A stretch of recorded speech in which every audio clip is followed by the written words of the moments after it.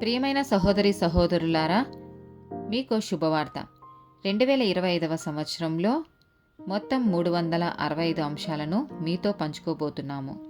జనవరి 1వ తేదీ నుండి ప్రతిరోజు ఒక అంశము మరియు దానికి సంబంధించిన వాక్యమును పంచుకుంటాము. దయచేసి ఆ వాక్యములను వినండి, ధ్యానించండి మరియు ఆశీర్వదించబడండి. దయచేసి సబ్స్క్రైబ్ చేయండి మరియు మీ స్నేహితులతో పంచుకోండి. ధన్యవాదాలు.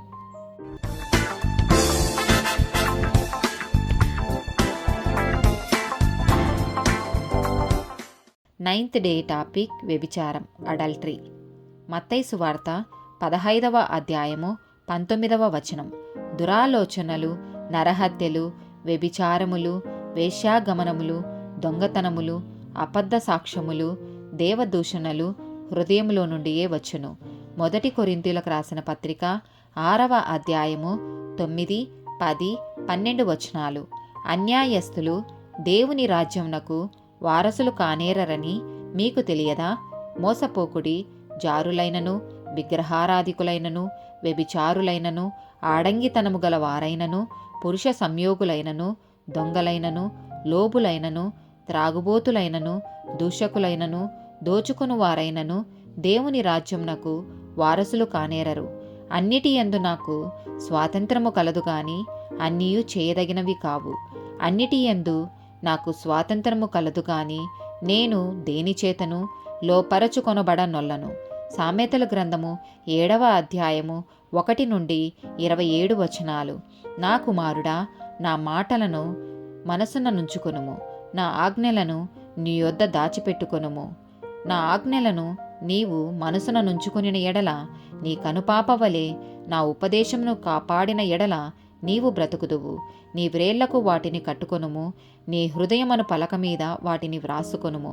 జ్ఞానముతో నీవు నాకు అక్కవనియు, తెలివితో నీవు నాకు చెలికత్తెవనియు చెప్పుము. అవి నీవు జారస్త్రీ యొద్దకు పోకుండాను, ఇచ్చకములాడ పరస్త్రీకి లోబడకుండాను నిన్ను కాపాడును. నా ఇంటి కిటికీలో నుండి, నా అల్లిక కిటికీలో నుండి నేను పారచూడగా జ్ఞానం లేని వారి మధ్యను, యవనుల మధ్యను బుద్ధిలేని పడుచువాడొకడు నాకు కనబడెను.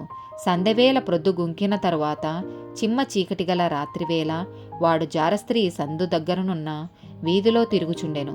దాని ఇంటి మార్గంన నడుచుచుండెను.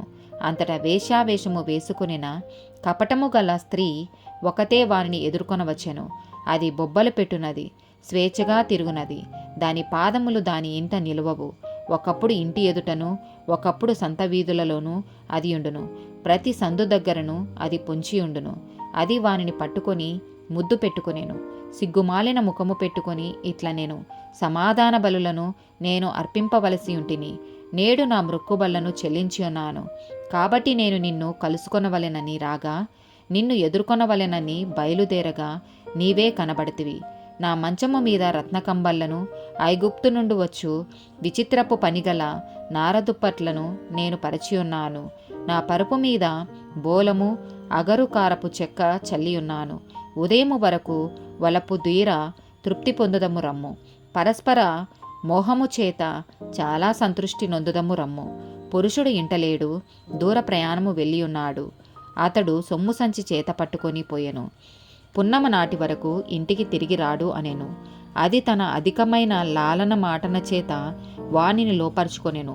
తాను పలికిన ఇచ్చకపు మాటల చేత వాని నీడ్చుకొని పోయెను. వెంటనే పశువు వదకు పోవునట్లును, పరులచే చిక్కినవాడు సంఖ్యలలోనికి పోవునట్లును, తనకు ప్రాణిహానికరమైనదని ఎరుగక ఉరియొద్దకు పక్షి త్వరపడునట్లును, వాని గుండెను అంబు చీల్చు వరకు వాడు దాని వెంట పోయెను. నా కుమారులారా, చెవియొగ్గుడి, నా నోటి మాటలను ఆలకింపుడి. జారస్త్రీ మార్గముల తట్టు నీ మనస్సు తొలగనీయకుము. దారి తప్పి అది నడుచు త్రోవలలోనికి పోకుము. అది గాయపరచి పడద్రోసిన వారు అనేకులు, అది చంపిన వారు లెక్కలేనంత మంది. దాని ఇల్లు పాతాళంనకు పోవు మార్గము, ఆ మార్గము మరణశాలలకు దిగిపోవును. సామెతల గ్రంథము 22వ అధ్యాయము 14వ వచనం. వేషనోరు లోతైన గొయ్యి, యెహోవా శాపము నొందినవాడు దానిలో పడును. సామెతలు గ్రంథము 9వ అధ్యాయము 17, 18 వచనములు. అది తెలివిలేని వాడొకడు వచ్చుట చూచి దొంగిలించిన నీళ్లు తీపి, చాటున తినిన భోజనము రుచి అని చెప్పును. అయితే అచ్చట ప్రేతలున్నారనియూ దాని ఇంటికి వెళ్ళువారు పాతాళ కూపంలో ఉన్నారనియూ వారికి ఎంతమాత్రమునూ తెలియలేదు. సామెతలు గ్రంథము 23వ అధ్యాయము 26, 28 వచనాలు.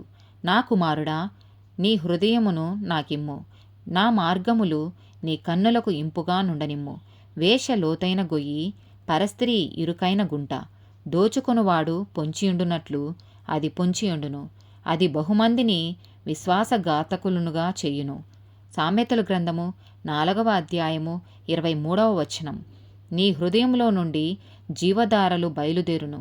కాబట్టి అన్నిటికంటే ముఖ్యముగా నీ హృదయమును భద్రముగా కాపాడుకొనుము. సామెతలు గ్రంథము 6వ అధ్యాయము 20 నుండి 35 వచనాలు.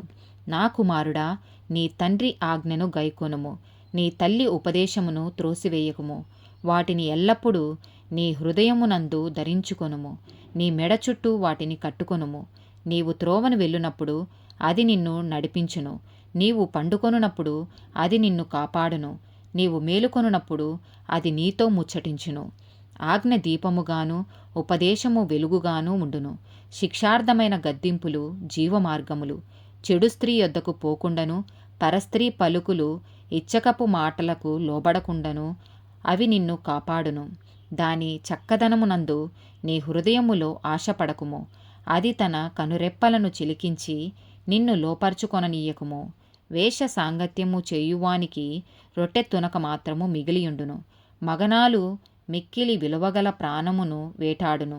ఒకడు తన ఒడిలో అగ్ని నుంచుకొనిన ఎడల వాని వస్త్రములు కాలకుండునా? ఒకడు నిప్పుల మీద నడిచిన ఎడల వాని పాదములు కమలకుండునా? తన పొరుగువాని భార్యను కూడువాడు ఆ ప్రకారమే నాశనమగును. ఆమెను ముట్టువాడు శిక్ష తప్పించుకొనడు. దొంగ ఆకలిగొని ప్రాణరక్షణ కొరకు దొంగిలిన ఎడల ఎవరునూ వాని తిరస్కరింపరు గదా.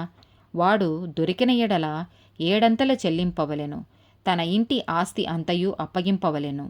జారత్వము జరిగించువాడు కేవలము బుద్ధిశూన్యుడు. ఆ కార్యము చేయువాడు స్వనాశనమునకు కోరువాడే. వాడు దెబ్బలకును అవమానమునకును పాత్రుడగును. వానికి కలుగు అపకీర్తి ఎన్నటికినీ తొలగిపోదు. భర్తకు పుట్టు రోషము మహారౌద్రము గలది. ప్రతీకారము చేయు కాలమందు అట్టివాడు కనికరపడడు. ప్రాయచిత్తమేమైనను నీవు చేసినను వాడు లక్ష్యపెట్టడు. ఎంత మాత్రమో గొప్ప బహుమానములు నీవిచ్చినను వాడు ఒప్పుకొనడు. మత్తయి సువార్త 5వ అధ్యాయము 27 నుండి 30 వచనాలు. వ్యభిచారము చేయవద్దని చెప్పబడిన మాట మీరు విన్నారు గదా. నేను మీతో చెప్పునదేమనగా, ఒక స్త్రీని మోహపు చూపుతో చూచు ప్రతివాడు అప్పుడే తన హృదయమందు ఆమెతో వ్యభిచారం చేసినవాడగును.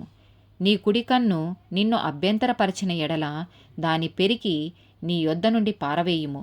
నీ దేహమంతయు నరకంలో పడవేయకుండా నీ అవయములలో ఒకటి నశించుట నీకు ప్రయోజనకరము గదా. నీ కుడి చెయ్యి నిన్ను అభ్యంతరపరిచిన ఎడల దాని నరికి నీ యొద్ద నుండి పారవేయుము. నీ దేహమంతయు నరకంలో పడకుండా నీ అవయములలో ఒకటి నశించుట నీకు ప్రయోజనకరము గదా. ఆమేన్.